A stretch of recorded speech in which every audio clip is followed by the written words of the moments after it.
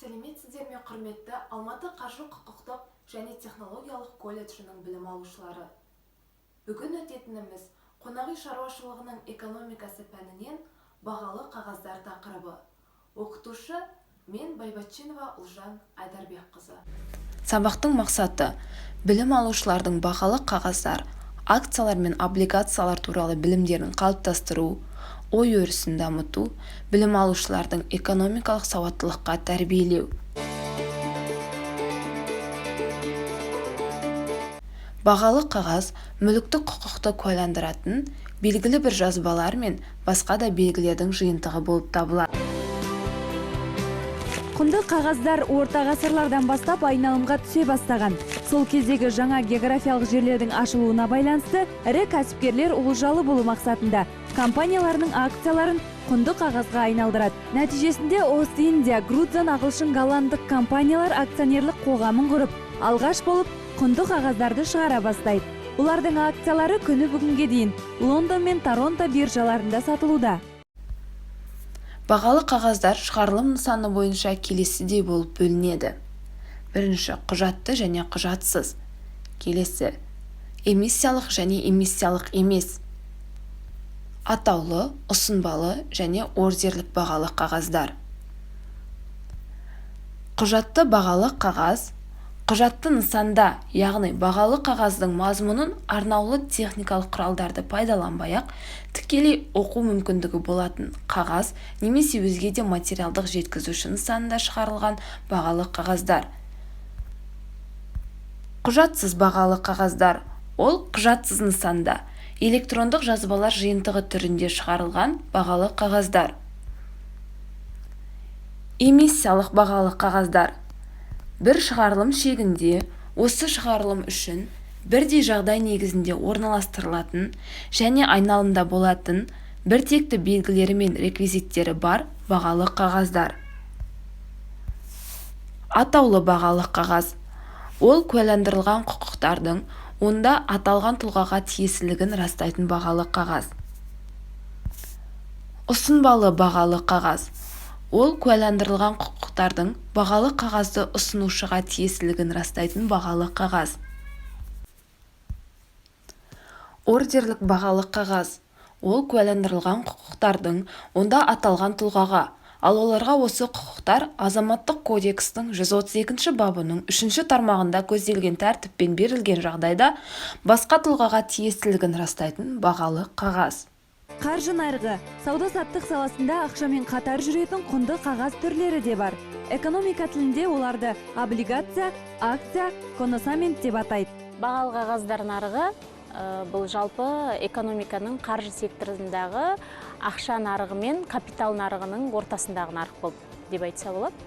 Екеуінің арасын байланыстыратын нарық. Бізде мысалы Қазақстан экономикасы үшін оның маңызы өте зор, кез келген экономика үшін деп айтуға болады. Маңызы өте зор себебі ол біріншіден мемлекет тарапынан ақша массасын елдегін реттеуге мүмкіндіктер туғызады.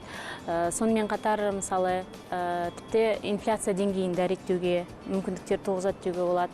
Және де айналымдағы жаңа айтып кеткен ақша массасын бәрін реттеп отыруға, яғни мемлекет тарапынан ақша несие реттелік жүйелерін және бюджеттік салық саясатында жүргізудің белгілі бір тетіктері ретінде, құрал ретінде пайдалана алады бағалы қағаздар арқылы. Ал егер екінші жағынан айтатын болсақ, бағалы қағаздарды иемденушілер, яғни эмитенттен шыққан бағалы қағаздарды иемденушілер үшін де оның өзіндік жаңағы мүліктік құқықтық титул береді біріншіден, екіншіден олар жаңа дивиденд түріндегі пайыздық үстеме ақы пайда табу арқылы өзіндік пайдалы функцияларына ие болады. Нарықты экономика жағдайында кәсіпорынды инвестициялаудың дәстүрлі түрлерімен қатар оған қор нарығы да қатыса алады.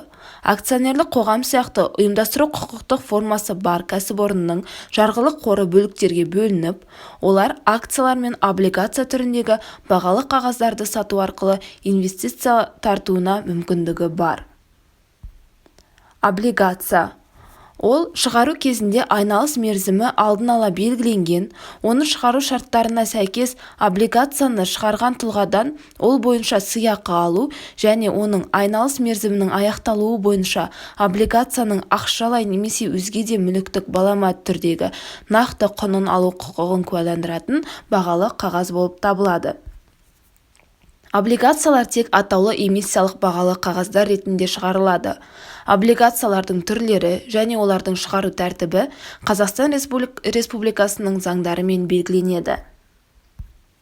Акция акционерлік қоғам шығаратын және акционерлік қоғамды басқаруға қатысуға, ол бойынша дивиденд және акционерлік қоғам таратылған жағдайда оның мүлкінің бір бөлігін алуға құқықтарды, сондай-ақ Қазақстан Республикасының заң актілерінде көзделген өзге де құқықтарды куәландыратын бағалы қағаз. Акция деген не? Бұл құнды қағаз, белгілі бір кәсіпорынның, яғни акционерлік қоғамның үлесіне иелік етуге құқық беретін құжат. Мұндай құнды қағаз иесін акционер деп атайды. Әдетте акционерлерге ортақ табыс дивиденд ретінде беріледі. Акцияның қалыпты және артықшылықты деген екі түрі бар. Дегенмен үшінші қосалқы талапкер акциясы дегенде болады. Мәселен, қалыпты акция иесі компанияны басқаруға, дивиденд алуға және акционерлердің жалпы жиынында дауыс беруге құқылы. Тек мұнда бір акция, бір дауыс қағидаты сақталуы тиіс. Егер қолыңызда артықшылықты акциясы болса, онда табыстың қомақты бөлігі сізге тиесілі болмақ. Дей тұрғанмен, мұндай акционердің жалпы жиында дауысы есептелмейді. Тағы бір жайт, артықшылықты акциясы компанияның 25% үлесінен аспауы міндет. Үшіншісі бұл қосалқы талапкер акциясы. Яғни мұндай акция иесінің аты жөні құжатта көрсетілмейді. Оның мүддесін ресми өкіл атқарады. Яғни ресми өкіл құпия акция иесінің атынан акционерлер жиынына қатысып, компанияның есеп-қисабымен толық танысуға құқылы. Акциялар тек атаулы эмиссиялық бағалы қағаздар ретінде шығарылады. Акциялардың түрлері Қазақстан Республикасының заң актілерімен белгіленеді.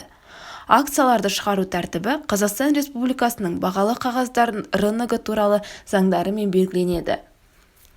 Банктік депозит сертификаты өз ұстаушысының шығару шарттарында белгіленген айналыс мерзімі аяқталғаннан кейін не ол аяқталғанға дейін номиналды құнын, сондай-ақ шығару шарттарында белгіленген мөлшерде сыйақы алу құқығын растайтын атаулы эмиссиялық емес бағалы қағаз.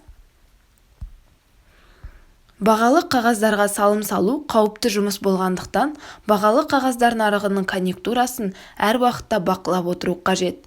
Ол салымдардың кірістілігін жоғарлатуға немесе капиталды мүлдем жоғалтып алмауына мүмкіндік береді. Үй тапсырмасы бағалы қағаз ретінде алынған акция мен облигацияның айырмашылығы мен ұқсастығын Вен диаграммасы ретінде сызу.